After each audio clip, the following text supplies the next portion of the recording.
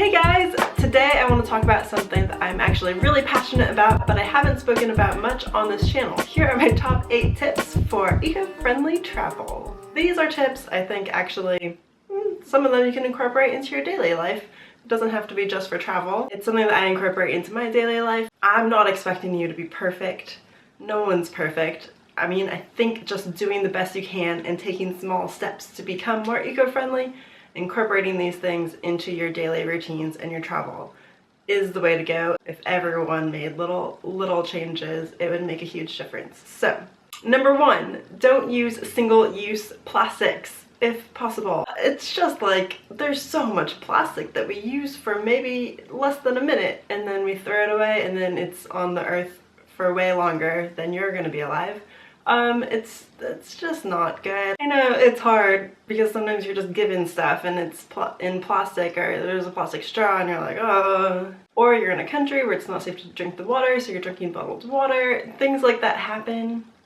But trying to be mindful of these things and trying to avoid the plastic as much as possible. Reusable water bottle, always one of my musts when I travel. I always have this with me in my daily life as well. For those places, like I mentioned, that you might not be able to drink the water because it's not safe, there are a few options. One, you could get a Life Straw water bottle, which has a filter in it that filters out anything that could be harmful to you. Or just a regular Life Straw, or there are little tablets and things that you can put in water to make it safe. In some of the countries I've traveled to where it wasn't very good to drink the water, some places would have huge jugs of bottled water and it would cost less to fill up your own bottle than it would be to buy a bottled water. So look for those things because at least that's less harmful to the environment.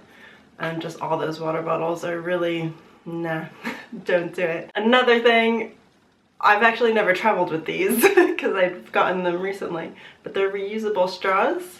I use them at home, for example. It's kind of unnecessary for water, but I kind of just like drinking out of a straw.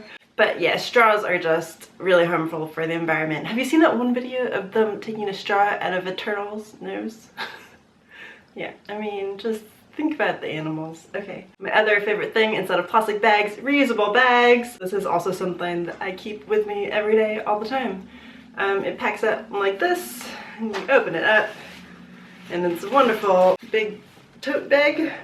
I have a few of these and I use them for so many things, and they're really durable and they've lasted a long time. I've used them, of course, for grocery shopping, or if you buy little souvenirs, or if you're going to the beach and you want a little beach bag, or for dirty laundry, or like if you're in a hostel and you have to take stuff into the shower with you, use these bags.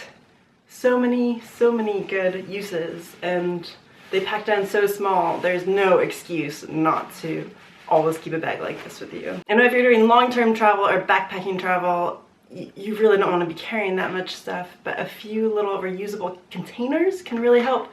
Especially I've seen people have the ones that like kind of go down when you're not using it, if that makes sense. But I always carry these if I want to take little snacks, like little nuts, things like that. That's again something that I just keep in my daily life. Another thing you see a lot while you're traveling is plastic silverware. I have one of these, and it has a bunch of reusable bamboo, cutlery, chopsticks, all the stuff. And again, it's really small, it's really easy to keep with you at all times, and you just really don't have an excuse not to use it. Number 2 is transportation. So air travel is actually one of the worst things for the environment. The carbon footprint of airplanes is huge. Yeah, so unfortunately it's kind of unavoidable. If, you know, for example, right now I live in New Zealand. If I want to go to any other country, I have to fly. I guess I could take a boat, but that would not be very efficient. So when possible, take public transportation like buses and trains. Walk places.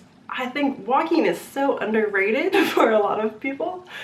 I don't know why. I personally love walking. I walk everywhere. Especially when you're traveling, I think it's the best way to experience a city and see a bunch of things and really get a feel for where you are. Another good option is cycling. So a bicycle is a great way to see a city, get around. You can also do a whole cycle trip where you're just cycling across the US. How cool would that be? And I think public transportation in a foreign city is so interesting because you really see like people commuting and going about their daily lives, and you just get a feel for the culture. Number 3, don't litter.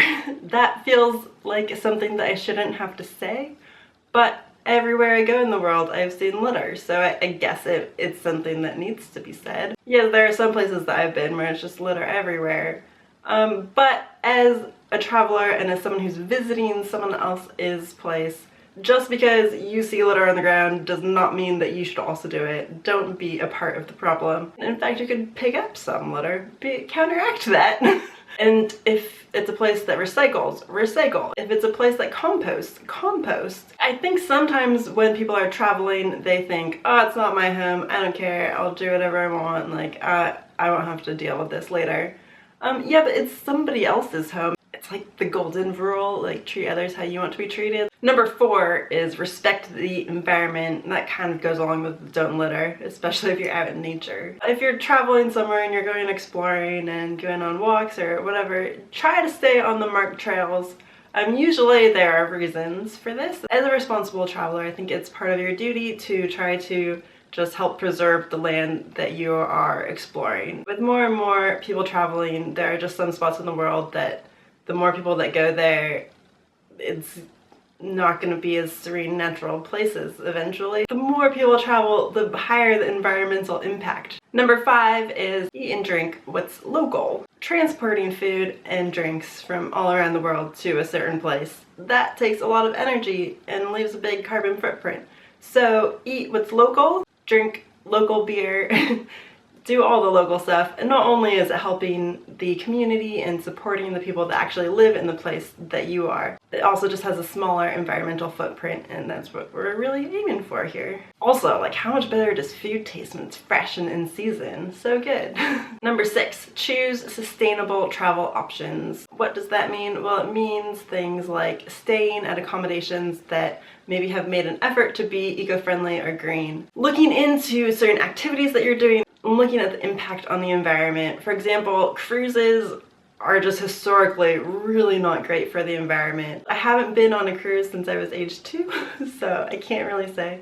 I think they seem really fun, but one of the big reasons I haven't ever tried to go on a cruise is because they pollute the air and the water, and it's just not that great. If you're thinking about going on a cruise, look into maybe an option that where they're at least trying to be better on those kind of things. For accommodation, actually staying at hostels, not only are they cheaper, but they're better for the environment. Because if you think about it, they have a lot more people crammed into a smaller space, and so the actual carbon footprint of the building is much less than a hotel where one person has like a giant room to themselves.